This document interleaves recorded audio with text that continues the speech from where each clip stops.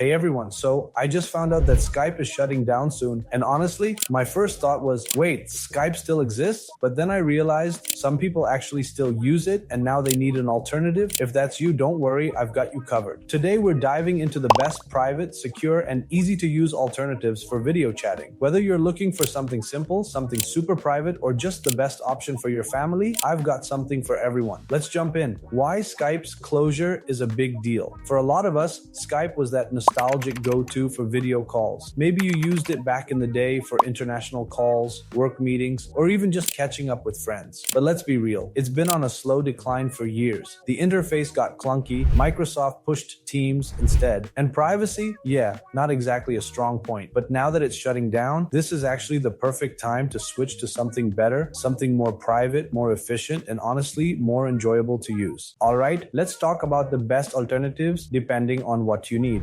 Signal, best for privacy. If privacy is your top priority, then Signal is hands down the best choice. It offers encrypted video calls, group calls, and messaging, all without selling your data. The only catch? Everyone you talk to also has to be on Signal. But if you can convince your friends and family to make the switch, it's totally worth it. Jitsi, no signups, just a link. Don't want to force people to download yet another app? Jitsi is amazing because it's open source and works directly in your browser. No account needed. You just send a link and boom, instant video call. Perfect for quick, hassle-free chats. Element, secure and decentralized. If you're looking for something more than just video calls, maybe group chats, file sharing, or even self-hosting, Element, built on Matrix, is a great choice. It's private, encrypted, and gives you a lot of control over your data. Zoom, for work and business. Let's be honest, if you're in the business world, you probably don't have much choice. Zoom is still the go-to for professional meetings. It's not the most private, but it's reliable, has great features, and people are already used to it. FaceTime, for Apple users. If you and your contacts are all in the Apple ecosystem, FaceTime is a solid option. It's encrypted, works across all Apple devices,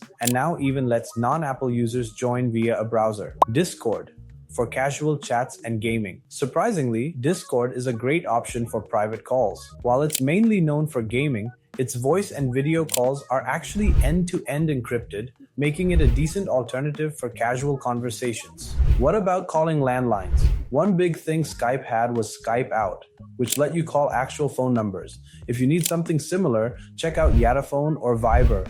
Both allow you call landlines and mobile numbers worldwide. Alright, so which one is the best? It depends on what you need. For privacy, Signal. For easy, no sign-up video calls, Jitsi. For work, Zoom or Element. For casual chats, Discord or FaceTime. For calling landlines, Yadaphone or Viber. Honestly, Skype's shutdown might just be a blessing in disguise. It's the perfect excuse to move on to something better, whether that's a more private, secure, or just plain simpler option. So what's your pick? Drop a comment and let me know what you'll be switching to. And hey, if you found this video helpful, don't forget to like, subscribe, and hit that notification bell so you don't miss out on more tech updates. See you in the next one.